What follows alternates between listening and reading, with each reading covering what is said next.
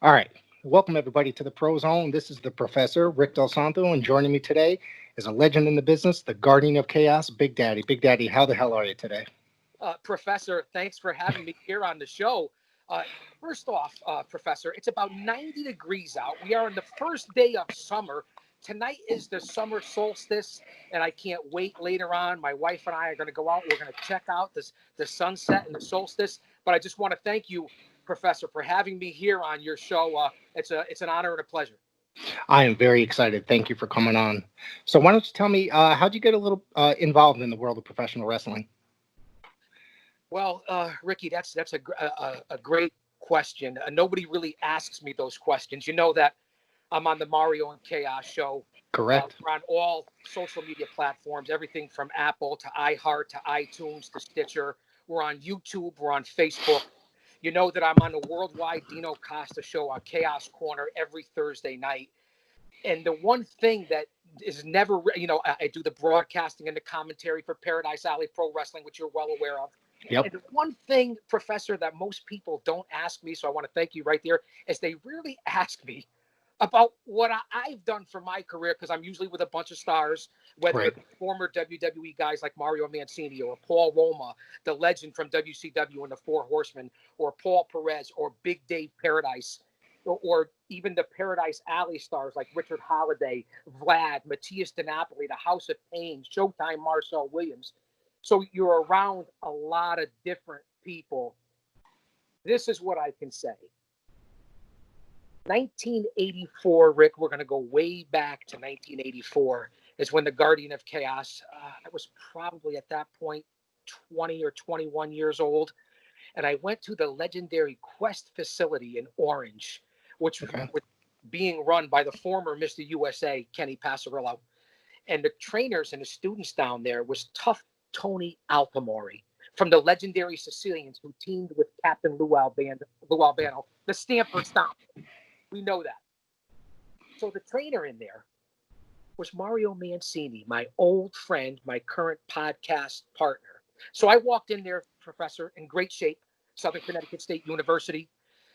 Was briefly on the wrestling team, to be honest with you, just to get the warm up outfit because it got all the chicks, Rick. So I wrestled myself in high school. So, I heard you were quite the yep. athlete, friend. So we went, a couple of us, we were bodybuilding, we were Right. powerlifting, I was bouncing in all the local clubs, the legendary Daniels and Montego Bay back in the day. I was in great shape. So I decided I wanted to be a pro wrestler, Rick, because as a kid, back to the 70s, I was a pro wrestling fan as a young boy, and some of my earliest memories are at the old New Haven Arena, seeing Bruno Sammartino defend against Tor Kamada circa Wow. 1972.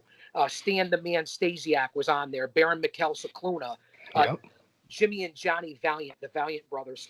So that's how far I go back. And my parents said to me, you know what, we're going to take him to a wrestling match and he'll see how fake it is. And he'll never go and we'll never have to come put up with this bullshit ever again. Well, when they did that, I got more involved and more invested. And even back in the 70s, I started my own backyard wrestling group in the 70s.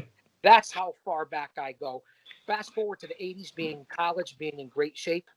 I went down to the Quest facility to be trained. Now, everybody had passed through that school from Dr. D. David Schultz to Tony Atlas, Tony Gurria, the Wild Samoans. There were a lot of famous people that came through there. All the WWF stars, whenever they came to Connecticut, which that's where the home headquarters is, and they came down our way, they all went to the Quest to train. I went in there, and I got to be honest, my first day, I got in the ring. Mario beat me from pillar to post, Professor. Beal after Beal, body slam after body slam, Hindu squats forever. I could barely walk. After about 2 weeks of taking a pounding, I'll never forget the first day I walked out. I could barely move. Now, mind you, I was in pretty great shape back then and did a lot of different things. It was the toughest thing I ever did.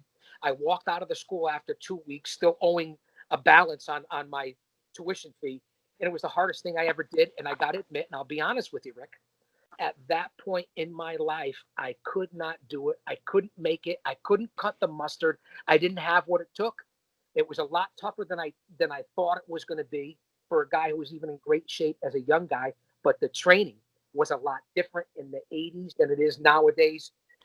the training facilities, the dojos. You look at MTV Tough Enough and what they put out in the 21st century. You go back to Yep. the 80s, and any star will tell you how different and how tough the training was. But the bottom line is, Ricky, back then, I had injuries. I didn't tell anybody. It's well documented in my Hall of Fame speech. I had broken my lower back, both my ankles, my legs. I didn't tell anybody that. That happened when I was 16, 17 years old. At this point, I was 21 and recovered.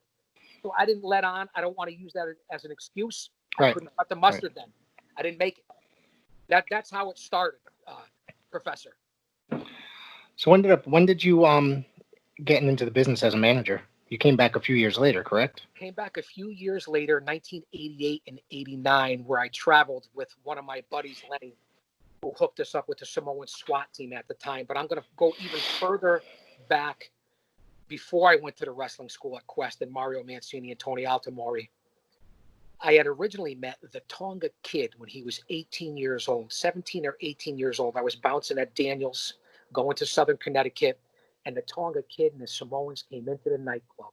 And that's where I first originally got my hooks into the business and traveled all over with Tonga and the Samoans before I even went to the school. Plus, I was training at World Gym, Jerry Mastrangelo, Mike Katz, former Mr. USA, the legendary gym where I ran into Ivan Putski, Jesse the Body Ventura, Don Morocco, Mr. Fuji. So the stories go on and on of where I've been influenced as a young man from a teenager Right. to where I met the stars. So that's originally how I got the fever and trained and learned from everyone. Go to 88, 89. I traveled with the Samoan SWAT team with a good friend of mine. We were down in WCW. I was not in the business, still learning the business, still trying to think I could make it as a full-time grappler, but obviously it wasn't meant to be. I learned the business, ran into the Steiners, the Road Warriors, Luger, Sting, the SST, Michael Hayes, and I have a legendary story we can get to that you might have heard before about the Road Warriors, the Samoan SWAT team, and the Guardian of Chaos. A pretty humbling story, my friend. Yeah. Why don't you tell that story for the listeners? Well, That's yeah. here's the story. So we're traveling. WCW, Samoan SWAT team are feuding with the Road Warriors at that time. It's 1989. This is 89. Yep. I believe that's the big feud with the SST. So now I'm traveling with them, had the connection with Tonga, connection through my friend, connection through the school. Still haven't made it in the business, still trying. Now I'm in my middle 20s, already behind the walls, if you know what I'm talking about. Okay. Yep. Okay. So we're driving down to the Baltimore arena. Okay. Actually leaving the arena. It's after the matches. We got quite the buzz. Out of nowhere, as I'm driving, Fatu sitting behind me, right across the side of the head while I'm driving, Professor.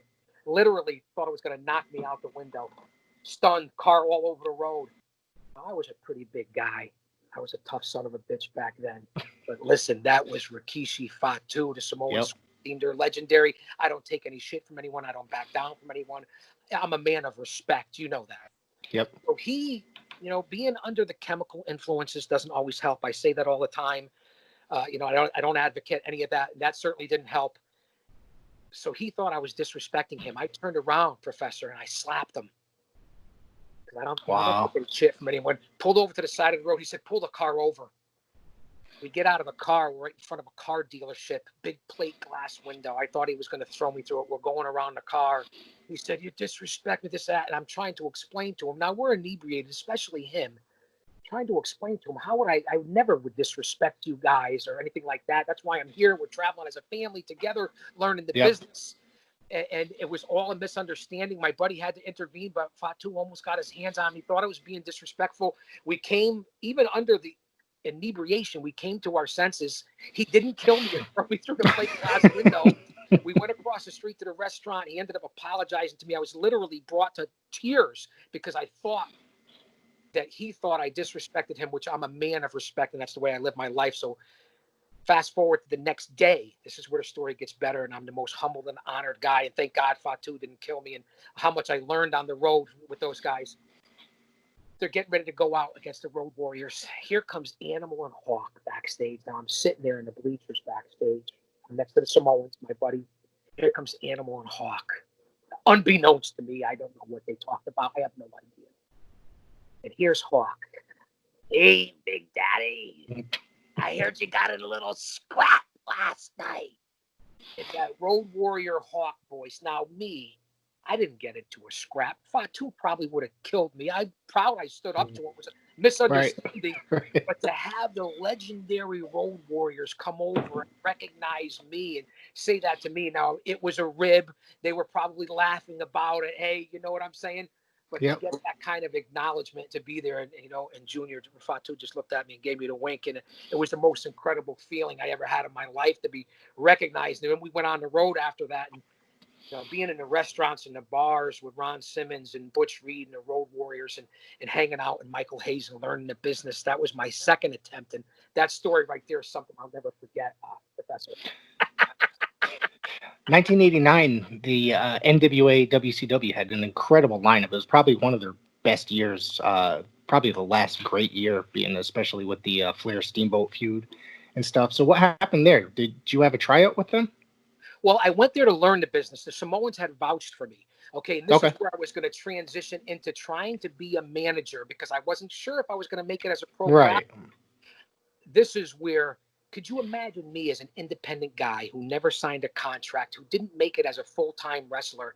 I didn't know it at that time, but yet was legit enough behind the walls, if you know what I'm talking about, to be sitting there in a room with Luger and Sting and all those guys. Was overwhelming. It was just basically there for me to get to know the boys, to learn the business so I can introduce myself because I didn't make it as a grappler and was going to try the WCW way.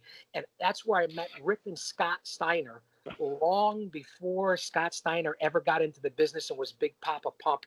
It was the most incredible things hanging out backstage. We were very similar trying to learn the business. And he was Scott Steiner, obviously, collegiate grappler, all-star. I couldn't carry his jockstrap. But just to run in those circles and to be with those guys and to learn from those guys, that's why I think that I had a degree of success. And that was my Right. second attempt to get into business. Now, remember, I've said this many times, Professor, and for your fans out there, I've retired and come back in this business more times than whether it be Brett Favre, Michael Jordan, or any professional wrestler or any sport. I've retired and come back like 5 or 6 times, Professor. Because I I've just seen you never quite a gave bit. up on my dreams. I never gave up. That's amazing. I've seen you quite a bit over the years, in different promotions from Northeast Wrestling, CCW, and were you part of Power and Glory Wrestling when Roma was running that too, or no? I was not a part of Power and Glory. I went back into the business heavy after that late trip in the late 80s with Right. WCW. I started a family. I had Yep. two, I had 2 children by 1990. Was married. Had to stay with the bread and butter behind the walls for 25 Right. years. That's what paid. So that also was the reality of the business, putting money on the table, supporting your family, not Right. being able to make it, and yet never giving up on your dreams and keeping that steadiness of behind the walls, which has set me up for the rest of my life. Right. So early 91, I'm back at it again. And this is where I get full blown into the manager part of it. And I Right. start knocking on doors. I actually went into face paint and got that from the Road Warriors. And I was a professional wrestling manager wearing face paint like the Road Warriors back in the early 90s. Yep. Now, I also was known for not a full-time grappler, but I was a 330-pound man. I could take a couple of bumps. So that's what I ended up becoming famous for. I took big bumps. I would always take the big bumps in the matches and was able to main event with all the stars because I was such a big guy. I molded my career after a combination between Captain Lou and Jesse Ventura. Now, I've consulted and learned with everybody from Gary Hart to Jim Cornette to Bill Alfonso to Captain Lou himself. I mean, to J.J. Dillon recently. I've tapped everybody I can for the wrestling business, plus the training itself. So I was able to knock on every door. I sent videotapes to the WWE, NWA, Harley Race, Dusty Rhodes, the Smoky Mountain Wrestling, every territory you could think of. And I ended up working for a lot of them later on in the middle and late 90s, like ECW and AWA Superstars and the NWA. So that's where I really had a lot of success. And I can't even believe we're talking about it. It's the most I've ever talked about my career ever, because it's for me, Professor, it's about putting other people over. That's what the Right. Guardian of Chaos does. I don't like to always shill for myself or brand myself. Although in this business, if you don't, you'll never get anywhere. So I almost feel humble telling my story because I'm here. What I do best is putting other people over. Right. Okay. And that's what I enjoy doing best is putting other people over. That's what I'm good at. I'm a good mouthpiece, and I'll take the bumps. So getting back to tie this up and go through my career further, it was the early 90s where the Guardian of Chaos, Big Daddy, really took hold on the managerial scene. And I was able to travel all over, which led me into the later into the 90s where I traveled on everybody else's dime and got paid more than a lot of the workers were the actual full-time wrestlers. Right. So, I mean, I perfected a couple of bumps. I perfected about 5 bumps that I could take. And it flew off from there. And I probably had the most success out of any independent professional wrestling manager, maybe in the history of the business. That's my opinion and what I've been told Right. by other big companies. That's amazing. I know you've worked with quite a bit. When did you work for the NWA? During the later '90s era when it was coming with like Tony Rumble and. Correct. I worked for Yep. everyone from Howard Brody, I remember him. who was the president of the NWA, to Tony Rumble. I worked for NWA New Jersey, NWA New York, NWA New England, NWA. I can't even remember all NWA Mid South. Mm-hmm. And whatever different NWA groups Yeah. there were. That's when Brody had broken up the original. I never worked for Brody's the original NWA, yeah. but the NWA that we knew it in the Growing 80s, up, when yeah. I went and saw WCW and NWA when I was trying Yep. to learn business. I didn't Yep. work for the Crockett's, is what I'm trying Right. to say. But I Yeah. worked for the NWA territories and also the AWA with a fake Gagne relative. But it was a great time out in the AWA. Justin Yeah. Roberts. That's where I met Justin Roberts. I remember the AWA. They used to have an affiliate somewhere here in Connecticut, and I went to one of their shows probably 20 years ago. But yeah, I forgot. Professor, you've been around. That's why I agreed to do your show. I do a lot of podcasts. I do Yep. a lot of radio shows. I have my own show with a very famous guy. I'm on national radio. I'm trying to get bigger and brand, but I'm on here for one reason because I get many requests, Professor. I'm on here because of who you are, not only as a person, because you're a good person, you're a salt of the earth, Thank you. but because of, Thank you. well, it's the truth, Rick. I don't blow smoke up people's ass. I tell it like it is. That's right. You're a historian. You do your research. You've been around the business. You have respect. You're well respected. So you're a guy who's humble and laid back, but has a lot of knowledge. I don't go on just any podcast or any show or any YouTube platform, but I came on here because of your reputation and who you are in the business that a lot of people don't know about. I appreciate that because actually, when I started putting this thing together, you're one of the first people I thought of about coming up here too. So I could talk forever. Tell me a little bit about working for Northeast Wrestling and Mike Lombardi. You worked there for a long time. I worked for Northeast Wrestling for damn near 10 years. For as long as Mario Mancini was in the WWF, I was with Northeast Wrestling because there's a little history there. We always laugh about it, Northeast Paradise Alley. It's all bullshit. I worked for Northeast for about 10 years, and let me tell you, from the very first day I walked in. Now, this isn't politically correct, and I'll start a lot of heat here. And quite all right. I really don't give a fuck, to be quite honest with you, because I tell it like it is. I was treated well by Northeast. I was traveled all over the Northeast area on their dime. They paid for my hotels, my food, and I can't tell you my fee because I got paid more than most of the guys on the roster, unless it was a Samoa Joe or AJ Styles or Kurt Angle or the Dudley Boys. Mm-hmm. I was able to be put in every main event. It led on to bigger and better organizations. And the one thing I could say about Northeast is they took a chance on me. They let me come in and be one of the featured managers because back then it was Kenny Casanova, a pretty talented guy. I remember him. Chaos. Paul Adams, who just recently passed away, was a good manager. I heard about that. I remember him. Yep. Two good guys. But they're more along the lines of a Jimmy Hart, Grand Wizard. There's nobody like the Guardian of Chaos. There just wasn't. You talk about Joel Gertners and Bill Alfonso's and people like that. I was in barbed wire matches, thumbtacks, fire, not afraid to take the bumps. So Northeast led me into a lot of other groups because of their work and having a platform. Yep. Treated me great, gave me a chance, paid me well from the rip. I didn't even have to have a tryout. I had a couple of people vouch for me that had good reputations. The Jackmaster John Diamond, Yep. Tough Tony DeVito, Roughhouse Ralph Mosca, the Giant Primo Carnera. These people vouched for me. I went in there, and my very first bout, we were on the same show with George the Animal Steele, so it doesn't get any better than that. And I was with Yeah. Diamond DeVito and Roughhouse Ralph Mosca. And from there, it just flew on to where I was able to work with Kamala, Dusty Rhodes, Sergeant Slaughter, King Kong Bundy, Yokozuna, Rikishi, Umaga, Just Incredible, Christian Cage, the Monster Abyss.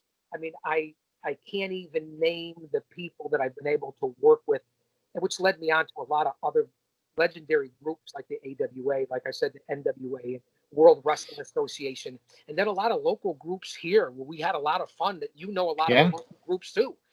So Yeah. it was a lot of fun. I'm humbled, and again, my experience with Northeast, to wrap up that question, is nothing but positive. Now, what has happened after I got out of the business? That's all politics and bullshit that I don't really care We to don't have talk to talk about. But about that. Yeah. I was treated well by Northeast, and I'm forever in their debt. And I really had a chance to work with some unbelievable people, even local guys that were stars and still are stars that I consider brothers. You talk about guys like Kurt Adonis. Yep. Talk about guys like Ron Zombie.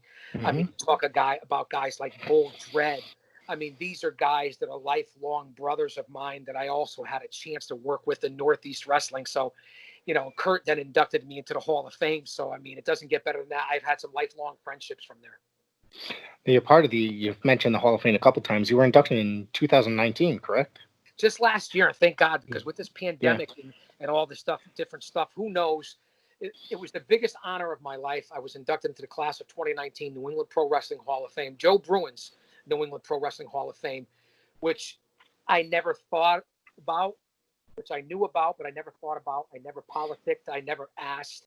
It was Right. approached to me, and I was told that when my name was brought up, I was a no-brainer. So to be in the Hall of Fame as a professional wrestling manager, and if you look at the people in that Hall of Fame, everybody from Harley Race to Roma to Mancini to Greg the Hammer Valentine. There's so many unbelievable legends in the New England Pro Wrestling Hall of Fame.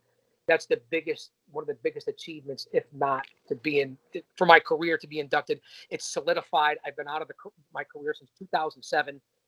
And so I can't describe it. That night was Right. unbelievable, that whole weekend. And, you're immortalized forever, Professor. And that's what we're looking to do. And it's your legacy now. No one can ever take that away from you. I've said this a million times. I never worked for Vince McMahon. I never Right. signed a contract for the WWF, the WWE.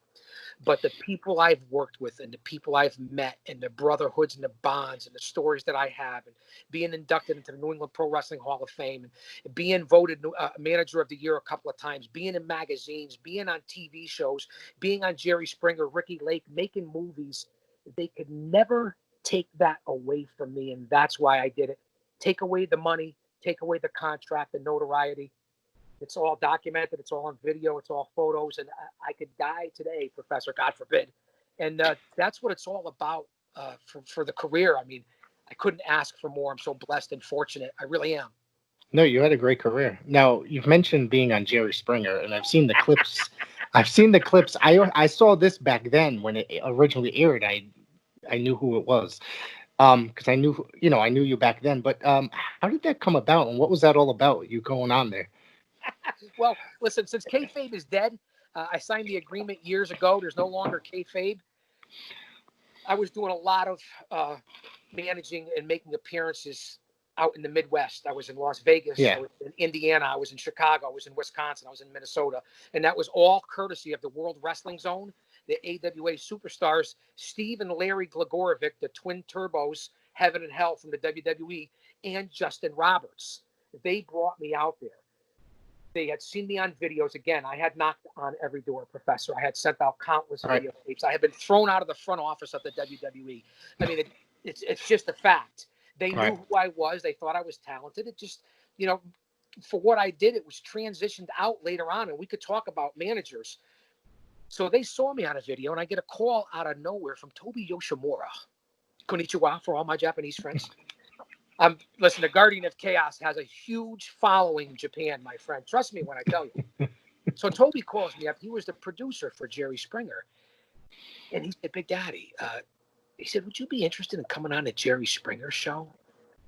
And I was like, sure, but I don't have a story. Right. What? He said, hey, listen, we saw you on a bunch of videos from the Midwest. And he said, we're very impressed with your character. So I'm listening. I said, yeah, sure. He goes, we have some storylines for you to pick from. I said, what? What? I said, Springer's not real? So they ran down. They thought I was a talented guy. They ran down 4 different scripts for me to pick out which one I wanted to be and I could make believable. Right. And I said, well, okay, but since I work behind the walls and I am who I am, I have a family, I can't do anything, storyline that's going to be compromising. Right. And so they let me pick my own storyline. They flew me out there, treated me like Elvis, limos, girls, hotels, food. I hooked up with on the same show with Anthony from the Pitbulls from ECW, I remember Little Genie, Sweet Destiny from WCW, several porn stars, and then the unbelievable Iron Sheik was on the same show with the Guardian of Chaos. So they flew me out there. They gave me a screen test. We picked from a story. They hooked me up with this other guy who was a grabber. Look, I'm wrapped in chains, kid. I'm always wrapped in chains, man. It's unbelievable.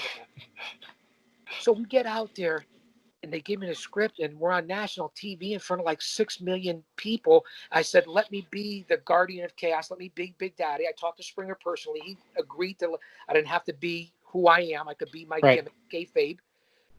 And I was able to be Big Daddy and do a storyline. And we're the clothing company that I had represented out of Malvern, Pennsylvania, the Big Daddy Clothing Company. I represented, and they supported and covered me with everything from head to toe. Another company that I took care of me. How I ever fooled these people, Del Santo.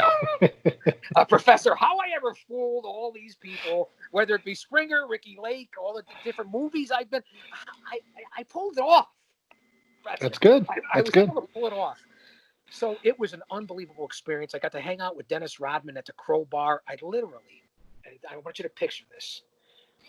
We're with a bunch of suits in a limo, Chicago.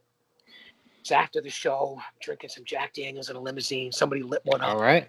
Yep. We go to the Crowbar, the infamous Crowbar. That's right by the House of Blues out there in Chicago, too. We ended up too. So I get in there. Now, Dennis Rodman's in the VIP room. Now, it's a freaky place if Rodman's there. The Crowbar. I want you to research this, fans. Yeah, I'm going to. So I get challenged and dared. I'm half in the bag. They have this thing there, 2 wooden poles, Professor. And they tie you up by leather straps to the wooden poles. They strip you down to your underwear. It's part of the gimmick in the bar. So I'm stripped down to my underwear. I agreed to do it. Tied with leather straps to 2 posts. And here come 3 hot chicks with hot candle wax. I'm there in my moudons. I might have had a heart on. I'm not sure. Pouring hot wax on my nipples in front of the whole bar. And then they took out ping pong paddles, Professor. And they ping pong paddled my whole body, even my testicles. In front of everybody like this. Oh, my God. Hot wax and ping pong paddles on the whole body. And let me tell you something, Del Santo. The greatest night of my life. I ended up in a VIP room with Dennis Rodman. That's another story for another time. Wow. Let me tell you something. It was the time of my life. And I actually ended up booking for Jerry Springer.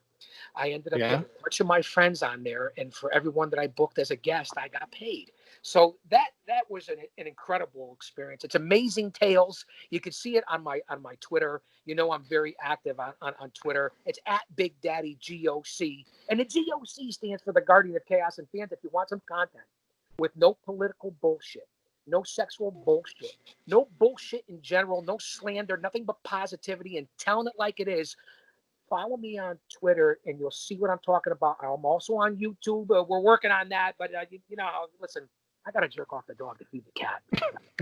You know how that goes. You know how that is, right? Absolutely. Yeah, listen, we're not going to get thrown off the air by the FCC, are we? No, we'll put out a warning. Put on the parental guidance There you suggested. go. You're So, cracking me up. Professor, where were we? We're 90s. We're mid 90s 90s, wrestling. Yeah. late Mid 90s. 90s. The Guardian of Chaos. We're going to wrap up Yeah. my career because we Yeah. spent way too much time on my career. We really did, my friend. I want to talk about current stuff, and I want to keep the fans Absolutely. interested. It Sure. is. We went into the late 90s into the early 2000s. I got out in 2007. I worked with over 40 or 50 Hall of Famers. I've worked with every big star you could think of. It's a who's who in professional wrestling. Uh, whether it was the three stars and beyond the mat, Mick Foley, Terry Funk, Jake the Snake Roberts. I've worked with them all. The whole Samoan dynasty. So the list goes on and on, from legends like Killer Kowalski, and I can't even go on with all the list. We'll be here for an hour. But I'm humbled, and I appreciate you asking about my career. I had a long, illustrious career. I was the most well-known, unknown, definitely the most notorious professional wrestling manager in this industry. Years and years, it was a great career. I don't regret any of it. I have no qualms. I'm not bitter. I'm old school. And I retired in 07. I was getting ready to go on a Heroes of Wrestling tour. I walked away on my own terms. I'm grateful for anyone who ever let me work with them, trusted me with their body, and I trusted them with my body. I worked with so many people that I can't thank. It's unbelievable. And if you see my Hall of Fame speech and you go out to New England Pro Wrestling Hall of Fame or All Access Entertainment or my Twitter in general, you'll see all the stuff that I've done. And I can't thank you enough for asking me about that. And now, 2015, I got back into the business, and I'm helping out with Paradise Alley, doing all their vignettes and their color commentary and broadcasting. And we even brought back, after the Piper's Pit, the legendary Chaos Corner. I So was that's there for where the we are last now, one. Yeah. Professor. Yeah. I was there for the last one with Mr. Bob Backlund. That was quite the event. Now listen, give me your thoughts. Because I value your opinion. Give me your thoughts on the whole Bob Backlund. First off, I worked with Backlund back in the 90s, so it was great to have him there and to be in the ring after being out for so long, to have a legend agree to come on with me. That just goes to my credibility and what people think of me, and I'm humbled by that. But what did you think of that? And then to have Collusion come out, give me your thoughts. You were there live on Friday the 13th, which was the Ray Hercules Hernandez Memorial Tournament for Paradise Alley. I thought it ended up being a really good show. The segment was fun. That's definitely a way to put it. I had a chance to talk to Bob a little bit. Now, first time I ever met him was in like 1992.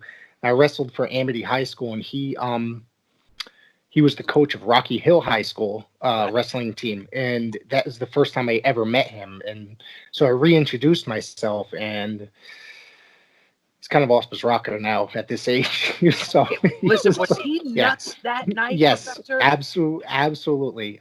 As nice as he was, he was just. I was like, okay, and it was like one of those things where I had to try to find an excuse to walk away, kind of thing. Because then once he started talking, yes. I mean, I really listen. It was great to have him at Paradise. Absolutely. But yeah, Bob's a great guy. But I think a lot of it's a work.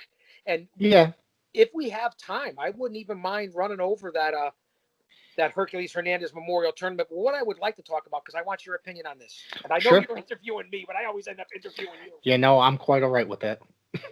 Your thoughts, because I want to bring this up because it's very important to me. Your thoughts on Dino Costa and my platform, because we just talked about it, Chaos Corner. Yep. I'm on every Thursday night on the Worldwide Dino Costa Show. You can go out to thedinoshow.com. He's on Monday through Thursday. A former Sirius XM host, very famous, very infamous, very controversial. Your thoughts on Chaos Corner and then on the Dino Costa Show, because I really want your opinion on it.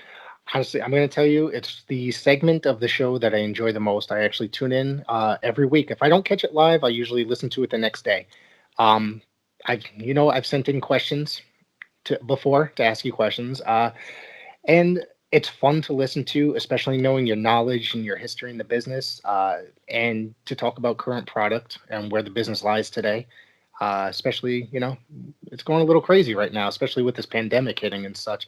Wrestling was on 2019 and early 2020 was such a great year for professional wrestling, It really and was.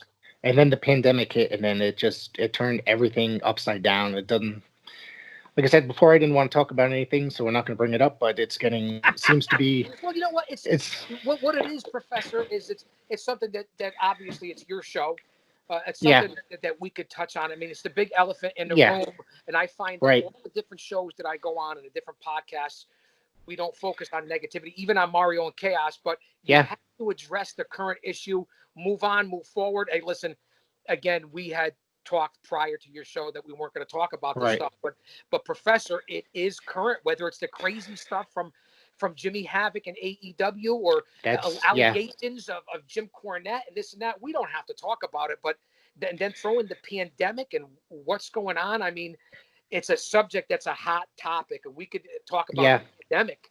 I mean, how much it's It's changed just the landscape of the business. it's just pure insanity, especially the last 48 hours. All the crap that's been happening, and then you hear things about certain guys. Some of them you don't know what to believe. Some of them looks like it might be from a bitter ex. Some of it could very well be true.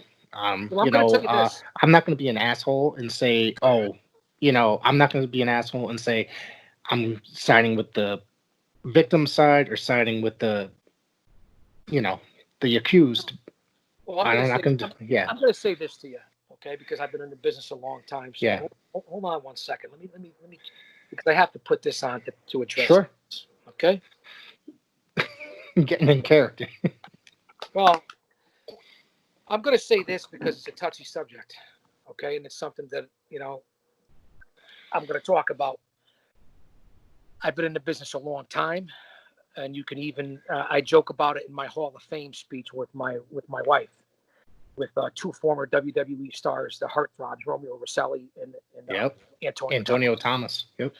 Yep. Two stars, two guys that are unbelievable. And as a joke in my Hall of Fame speech, they were sitting, two handsome guys sitting next to my wife, and I made a joke out of it. And I think about it now, and I thought about it over the last 48 hours, and that's why I'm bringing it up here.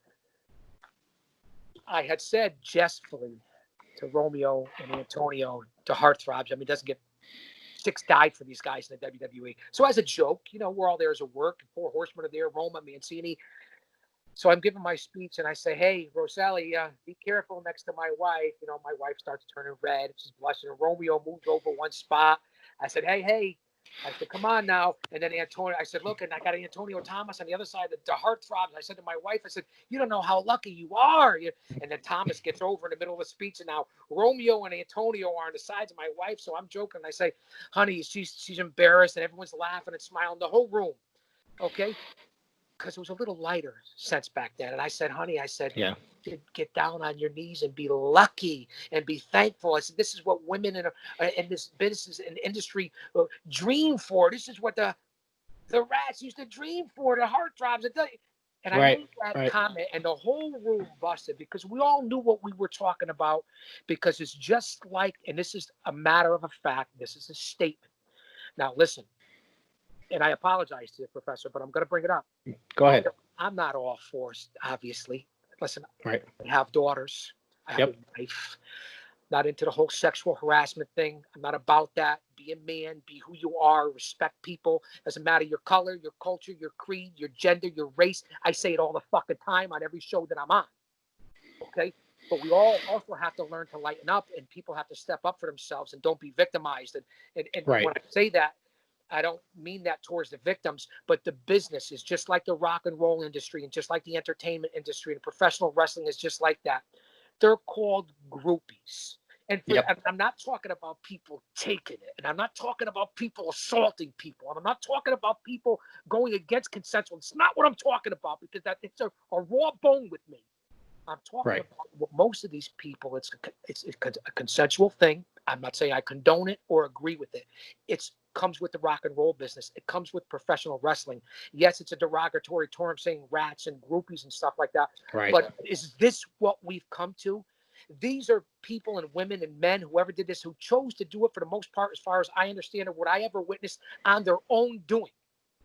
So to see all this come out, it strikes a chord in the professional wrestling business. It's well Yeah. documented and it's well known about things like that happen. And I don't begrudge anybody for outing people or coming out and telling your story. You Right. should. You should. Yes. Yes. But that's a part of this business and not the assaults, not the harassment. That's not what I'm talking about. But as Right. far as all the other stuff, and that's to my joke, and I really had to go back and think about what I said in my Hall of Fame speech, even with my wife there, about groupies and about rats and on what's happened over the last 48 hours. Society has changed. Things have changed. We've seen that through the protests and the riots and the pandemic. And they want to take away history and wipe out history, right, wrong, or indifferent. Agree, don't agree. That's not my place to say. I have my own opinion, and it is what it is. And that's Uh, what you're allowed. Yeah, I you're am allowed your own. Yeah. Go correct. ahead. Correct. Go ahead. Be proud to be who I say this in general to people, and I taught this to Yep. my family. Identify and be welcoming to everyone. Do not Right. judge anybody by where they come from, what they look like, what they did, who they are, what they're about, what they represent. You treat people the way you want to be treated, how they are to your face. Okay? It's just that simple. And I say it all the time, and I'm going to say it again.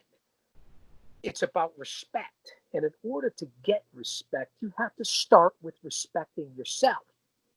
Once you do that, you open up other people's minds to respecting you. Be proud to be who you are.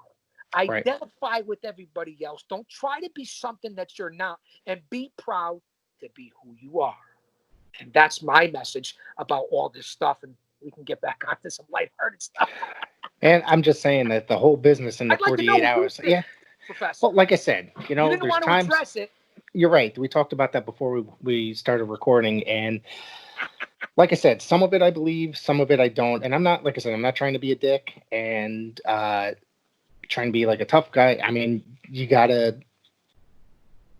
I'm, it's really hard to talk about. It's just some of these guys I definitely do believe. Some of them I think could just be people looking for a buck or stalk. Like I believe the one, I don't know how true this is, and this is just my opinion, that All like say the allegations. guy like the guy Matt Riddle. It looks like he had problems with this woman before, and it even though that there was supposed text messages that came out, it something's not adding up in my head. But then there's like other guys that it's just blatantly obvious that's what happened. You know what I mean? Like so, but I don't like the whole, and you made a very valid point before the show.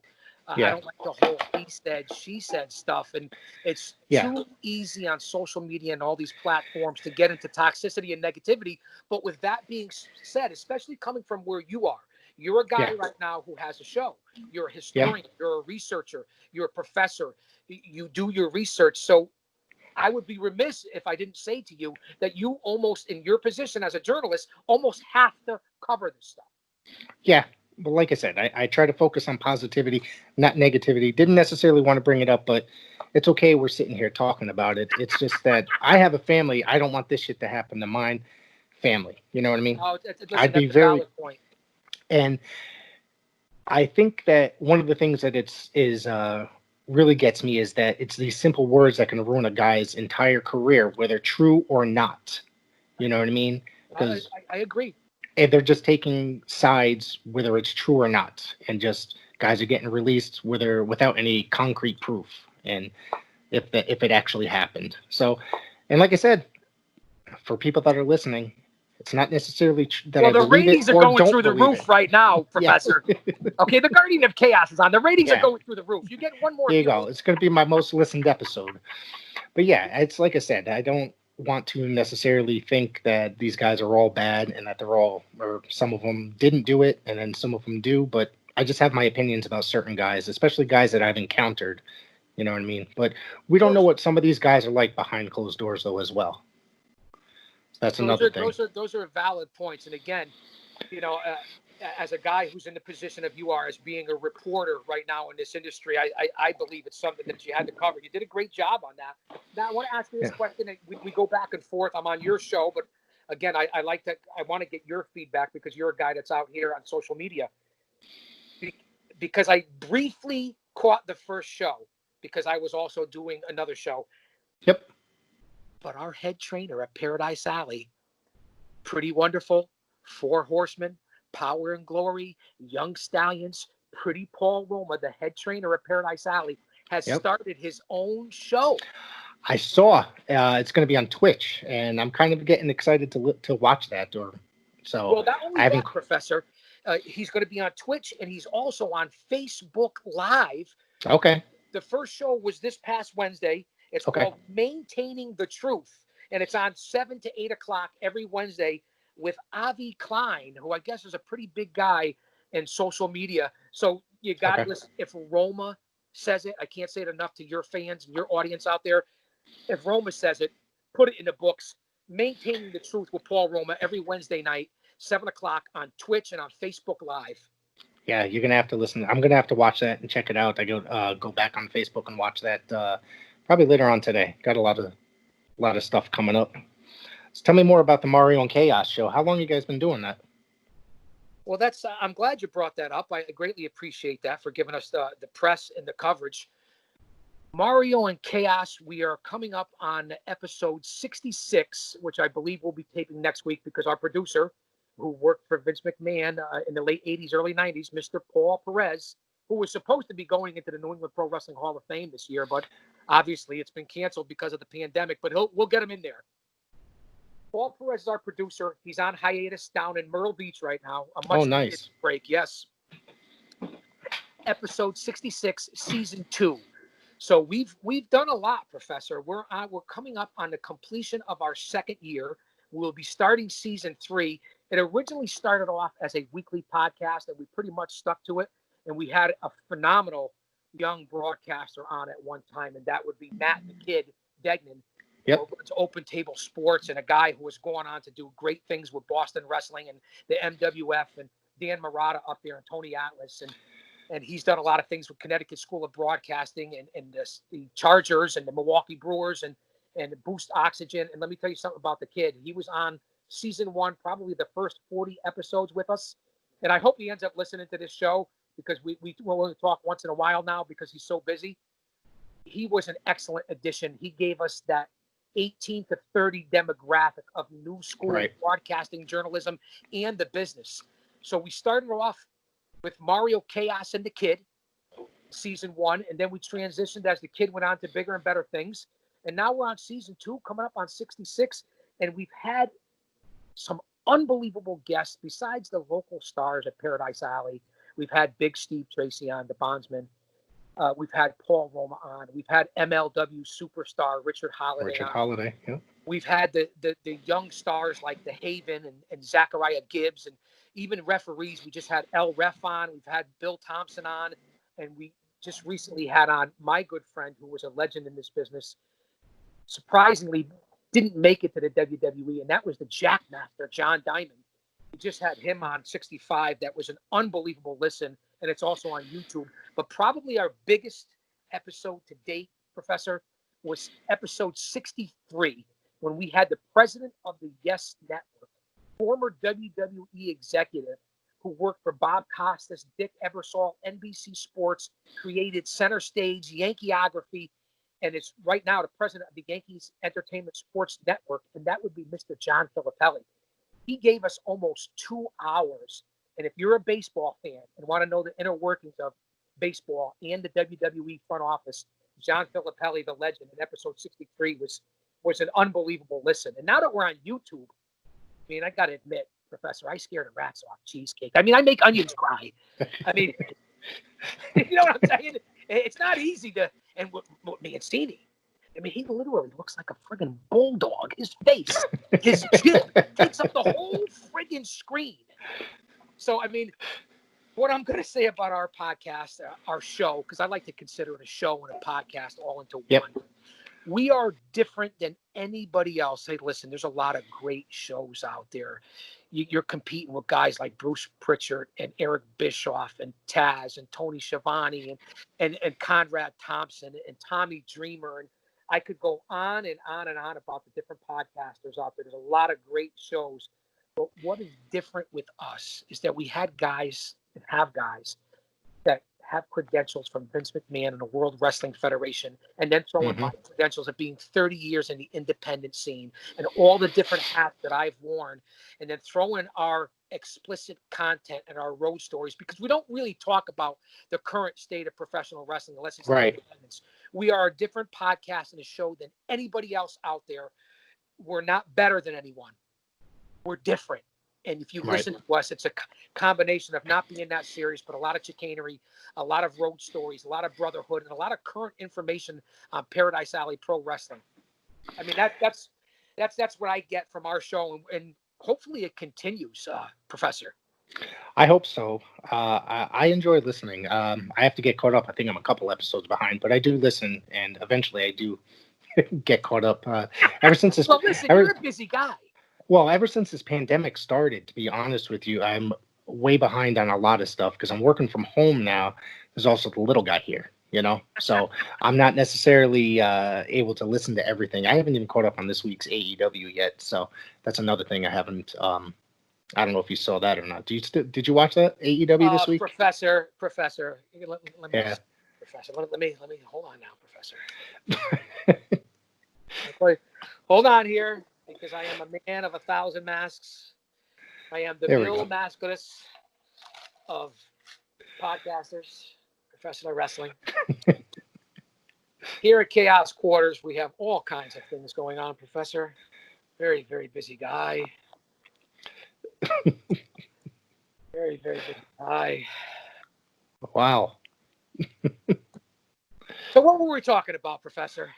I asked you if you watched this week's AEW. I haven't. I Yes. haven't had a chance to tune in yet, that or NXT yet. So I am a big fan of the product, not only because I'm in the business, but because of being on Dino Costa and being on different Yep. platforms.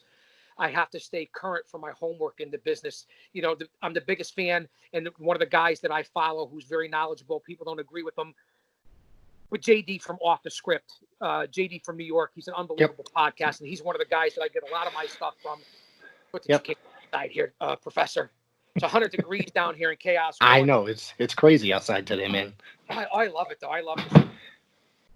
Let's get back here. Where were we? Let's get back to the realm here on the Professor's show. I watch AEW every week. Yep. I find, as an old school guy, okay, I find that AEW has brought me back to where I want to be in the business in the 80s and in the 90s. Right. With using guys like Tully and Arn and Jake the Snake Roberts and bringing back Taz and the storyline. I say it every week on Chaos Corner, and I say it every week on Mario and Chaos. The emotional investment, the storytelling, wanting to bring you back, leaving you wanting more. That's what AEW is doing. You look at the difference between the two products during the pandemic and even before so.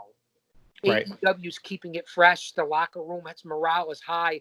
The talent isn't even close to the WWE talent, but it's the storyline. It's the chances. It's the emotional investment and the storylines that they tell from week to week that makes you want to come back, and they're using their talent the right way.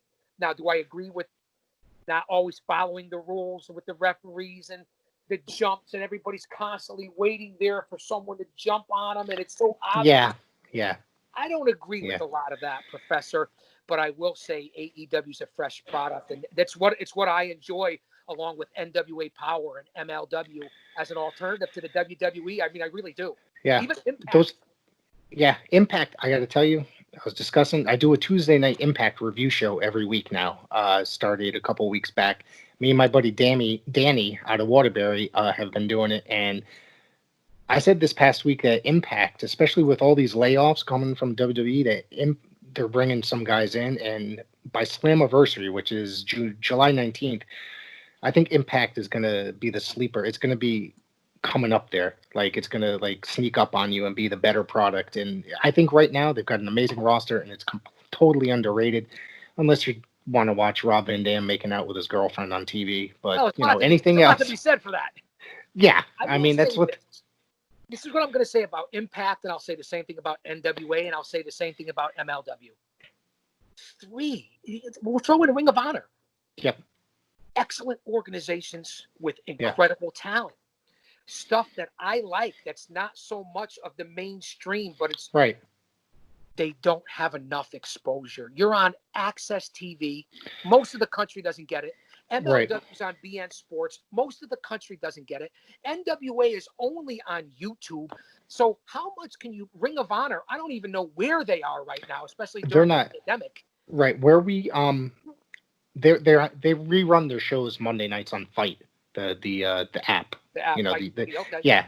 So I mean, but I also read yesterday that they're not coming back for the month of July yet. So they're not renewing any contracts either currently. So we're gonna have to see where their state is in the coming weeks.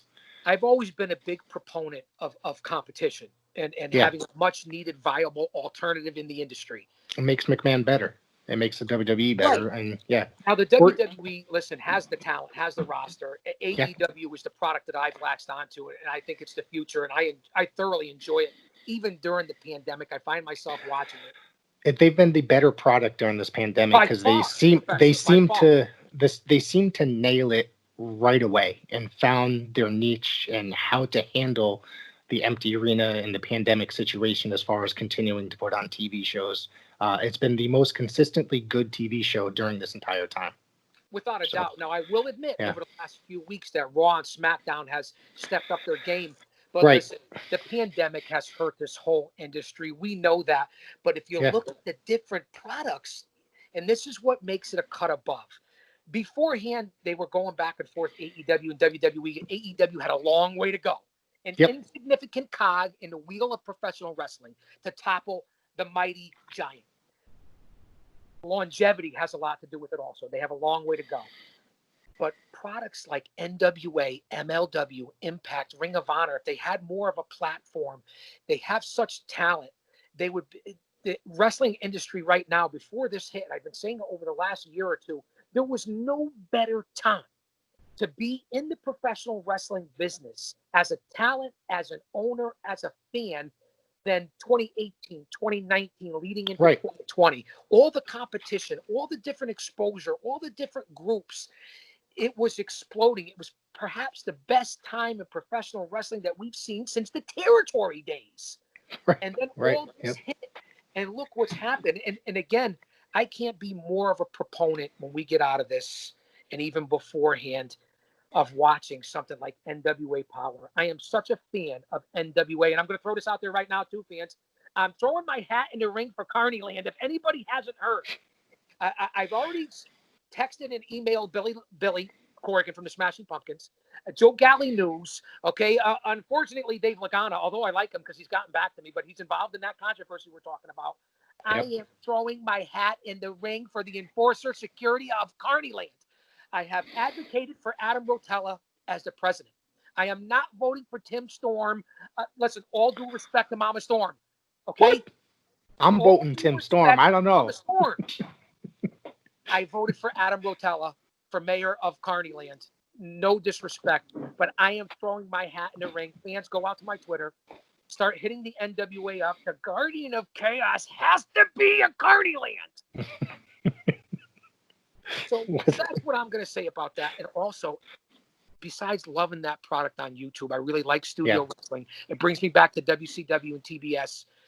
I also am a big fan of MLW. I just wish I yeah, could see it more. And what they're doing with MLW Fusion and all the stars, whether it's Low Key, the Von Erichs, Jacob Fatu, the dynasty of Hammerstone and Richard Holiday. And speaking of that, have you gone out and got any dynastic coffee yet? no, I actually just bought a coffee mug on ProWrestlingTees.com. Well, The listen, Dynasty Holiday's coffee got mug. his own coffee line now, Professor. Now I'm gonna have to. Where can I get that? Where would you get it? MLW. They got it on their site. I'm doing that Yes. right after I And get you could right probably go to after I. Holiday at Most Marketable on Twitter, and it's now Dynastic Coffee. He's really pushing it, man. You know how he is with coffee. Well, me too. Actually, I'm addicted to coffee. I drink it all day. So Well, I'm gonna then have to you look ought this to up. be the first. I'm saying it right here, Holiday, if you're listening. And I know that you are, Holiday. Okay? And if you're not, I'm going to make sure that I text or tweet this part to you so that you are listening, Holiday. At nauseum, I will make sure that you hear this clip. I am here with the professor, Rick Del Santo, and the Guardian of Chaos, Big Daddy, because I tell it like it is. And I am pushing not only MLW and Richard Holiday, go out and get Dynastic Coffee. It's you want to talk about Dunkin' Donuts, you want to talk about Starbucks. Well, Starbucks, man. the Yeah. EarPod God now has Dynastic Coffee. Go out and get it. The professor's going to go out and get it. He's a coffee Absolutely. drinker. And listen, who knows? Maybe we can even get a little barista in here to make us some coffee. So, Holiday, don't forget me when you make it to the WWE or AEW. Will you please? The professor, the guardian of chaos, Dynastic Coffee. So what else? MLW, like you said, they're definitely one of the better products out there too today, and consistent. Have an amazing roster. Um, Now one of the things I just read yesterday, about 24 hours ago, is that Evolve got absorbed by WWE. Have you heard this yet? Well, I know you worked I'm with not them through surprised. Paradise Alley. Yeah. Professor, I'm not surprised that Evolve got scooped up. Number one, Gabe Sapolsky was the Yep. booker for Ring of Honor, and he's very well Yep. connected to the You did some WWE. work with ECW as well back in the day. Correct. Yep. And Gabe was the big proponent of Evolve, and we also, and fans, you can go out and see it on YouTube. It was an insane night. Go out to Evolve '95. It was the Evolve Paradise Alley Super Show right there in East Haven, Connecticut, not too far from here, a stone's throw away. Evolve '95, where everyone from Keith Lee to AOP, the tag team, the two big guys, it's AOP, correct? Yes. In WWE. Yep. In WWE. Yep. Darby Allin, all those guys were there for Paradise Alley on Evolve '95. And Yep. we were supposed to do another super show with them, but I'm not surprised because if you remember, just last year, when they were fighting the AEW effect, WWE, they brought Evolve onto the channel and they had I remember. do it Evolve. So I'm Yep. not surprised by any of that. Evolve's a great group, but it's kind of like a training territory. It's kind of like Ohio Valley, OVW, Right. where Yep. Al Snow is. Yep. And we had a great show that night. What an unbelievable show. That's where Darby Allin climbed up to the top of the basketball board and jumped out onto all the grapplers at Evolve. Darby Allin. Paradise Alley. I want you to look at this, Garage Rick. Yep. Professor Rick, if you will. I have several names for you.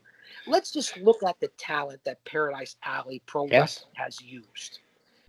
Not only did all the stars from Evolve who are now in AEW and NXT, like Keith Lee, Darby Allin, the list goes on and on. I've already said it.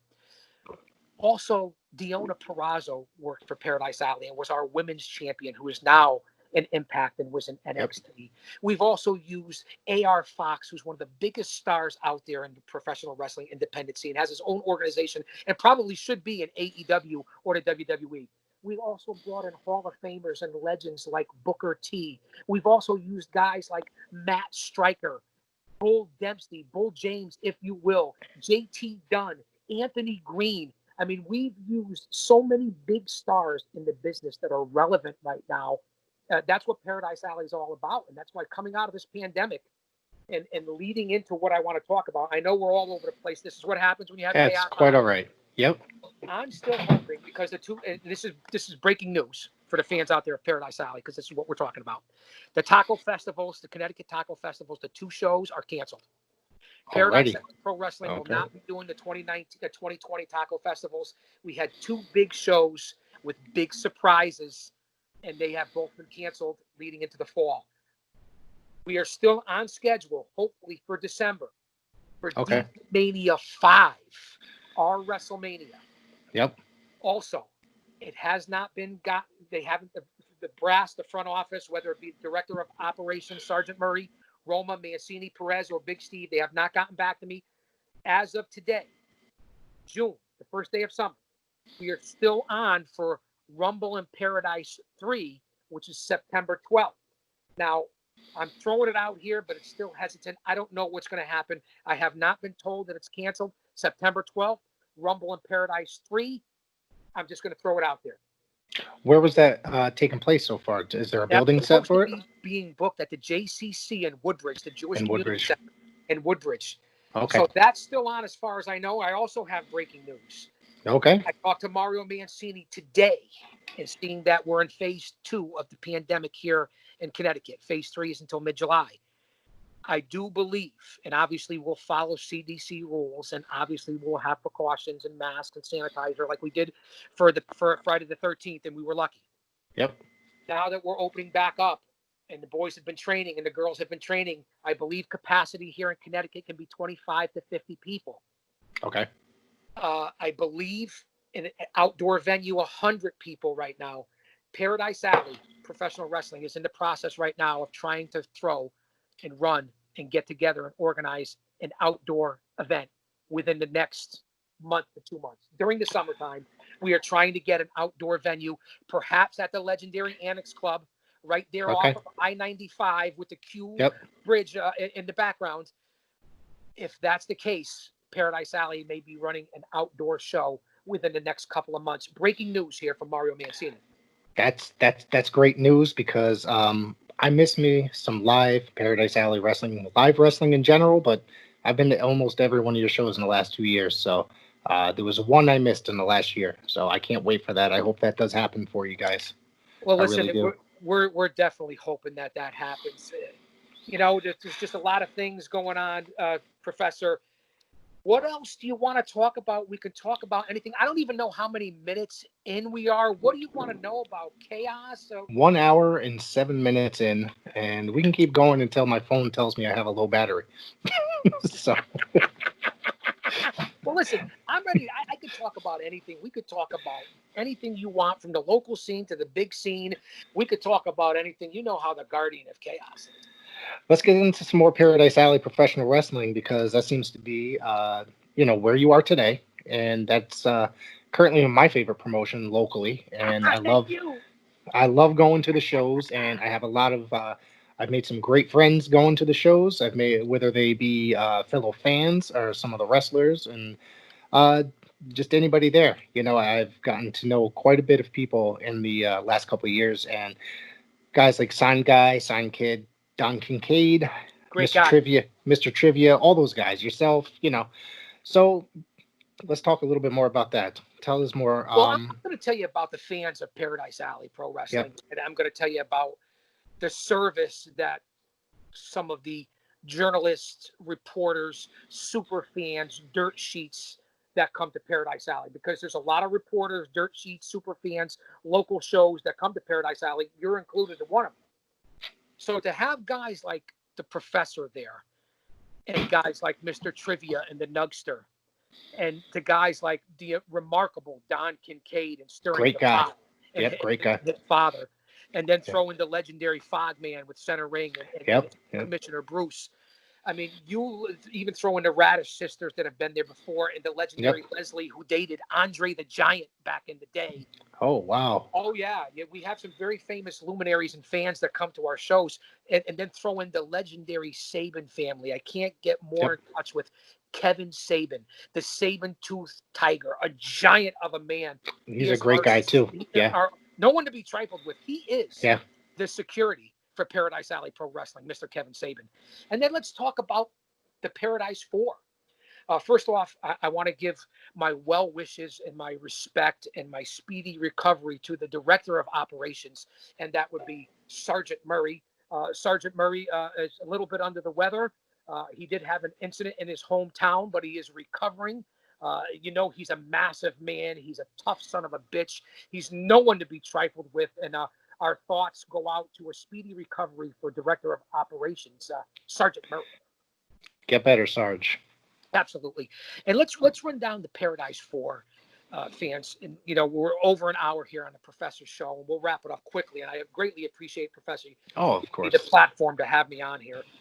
The Paradise Four and what Paradise Alley does. They opened up in 2015, originally as a training facility, to be carpenters, to give back. They did it as the boys, to get together, to have something to do, to continue with the camaraderie and the brotherhood of professional wrestling, which is like none other. So they did it for that. And the first student out of there was Richard Holliday, who was Roma trained, Mancini brained. And you see, he went on to be the Paradise Alley heavyweight champion. And now he is the first star to make it out of Paradise Alley into a major organization like MLW, along with other guys who have come through passing, not necessarily trained, but worked for us. And we gave them the opportunity. And that would be MLW ring announcer Mark Adam Haggerty, who owes a lot to Paul Roma in Paradise Alley. And he has said that publicly. Mark Adam Haggerty is one of the most intelligent men that I have seen in the professional wrestling industry. Extremely talented, and his social media marketing and his seminars are Right. something that will put you over the edge. So let's talk about him. He also, Richard Holliday, Mark Adam Haggerty. Let's also talk about Insanely Rude, RJ Rude, Zane Bernardo, Roma trained, Mancini brained, went on to bigger things, great things, tag team champions for Northeast, traveled all over to the UK.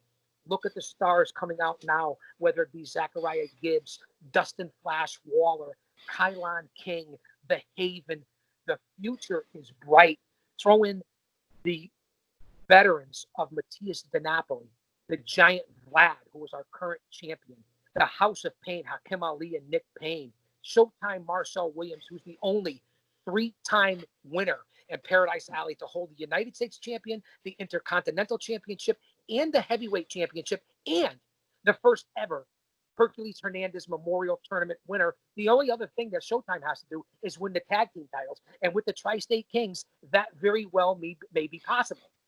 Let's run down the rest of the roster. You look at guys like the Intercontinental Champion Bull Dread, been around for 20 years. Look at Nutrius X, our Alley Fights champion, has come back once he was off the shelf and has been incredible competitor. And I believe after he took the title from Sammy Diaz at Friday Night Alley Fights, is going to hold on to that title for a long time. Let's talk about the United States champion, Buzz Bloodsaw, who has virtually defeated every man on the roster and perhaps the greatest champion that Paradise Alley and any title has ever known.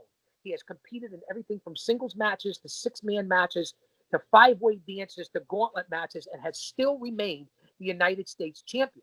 Look at the tag team division of Waves and Curls. Look at Maxim Morozov and Zafir Al-Rahihi and Collusion. They have been a thorn in the side of Paradise Alley for years, and they are nothing but trouble. And then throw in their connection with Aladdin Ding and the Prince of Sands, Aladdin, and that son of a bitch scumbag, Abdul Haq. And then you throw in the Pyramids of Power. There's a lot of problems from the Middle East and from the Saudi Trust over here with collusion and the whole 9 yards in the Paradise Alley roster. Let's also look at the Prophecy, perhaps the most dangerous man on the roster, Big Jim Anderson. No one to be trifled with. So if you look at the roster of Paradise Alley and all the different people, we even have a couple people on the shelf, and I hope they come back. And that would be my good friend, the flamboyant one. Let's get jiggy with it. I'm Rick James, bitch. Kenny Roberts. I can't wait for Kenny Roberts. If anybody ever got a pop out of that crowd in Paradise Alley, no one used to do it like Kenny Roberts. And let's throw in newcomers. Let's throw in the Firm, the different guys from the Firm, whether it be Eliza Six, Sammy Diaz, Jay Bricks, Richard Stone. I mean, these guys are nothing but a pain in the ass. Let's throw in the great Nuka Kojima, who has come in, or currently Smooth Blackman, who won the Anytime Any Gold Gauntlet match and still has the right to cash it in against any title within the calendar year. Now, I don't know what's going to happen. Will it still extend throughout 2020? But we haven't heard much from the House of Glory star, Smooth Blackman. So those are the different guys in the roster. Give me your makeup. Is there anybody? And listen, and I failed to mention him. I mentioned him with the rookies, but I think he's still on fucking Rumspringer. And I think it's Zach Gibbs. I swear, Christmas, I thought I saw him at the Bunny Ranch in Vegas. Not that I was there, Professor. Not that I was there. The character change is definitely something different. It was not what I expected when he was coming out compared to his old gimmick. It's definitely not what I expected. So it's pretty entertaining. It's pretty funny. But one of the guys I really like a lot is that young Flash Waller. I think that kid's got quite the future in there. He's I'm more into like the technical style, but that kid really takes a risk when he's going out there. And there's been a couple times I've been worried about the way he landed. Dustin Flash Waller is the Yeah. future. If you look at the young lions of Paradise Alley that are Roma trained, Mancini brains, I say it all the time. You look at Dustin Flash Waller, you look at Sean and Jay Haven, those guys and the risks that they take in the ring, specifically those three. And I'll throw in, although I think he's more ground, technically sound, although he's in that same category of Kylon King. You throw in those four guys, that is the future of professional Right. wrestling.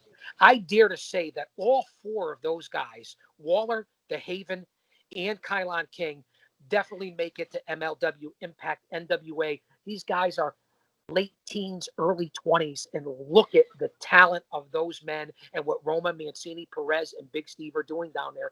And then, we talk about the roster, throwing guys that I see down at the school that help train, whether it's Big Jim or the Red Lion, Chris Battle, Chris another Battle. Yep. savage veteran, and then look at guys from the tag team division, which I think is unbelievable. Jose and Jose B, Team Espana. I mean, Waves and Curls. Look at the different teams and the different things that are going on. And back to your point of the young Lions, Dustin Flash Waller could be the next big thing out of Paradise Alley. Absolutely. I think that kid's, like I said, I think he's got quite a future.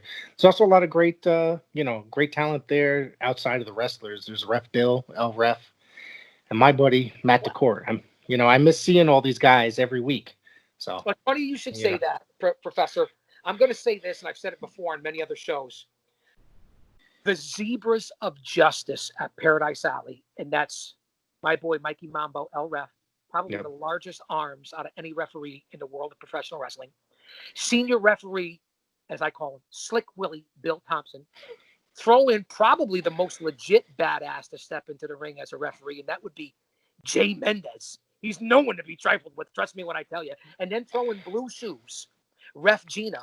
The Zebras of Justice, those four, and then the occasional cue ball who has come in and substitute for us. Cue ball has been there, and then Ref Aubrey has also been in there in training.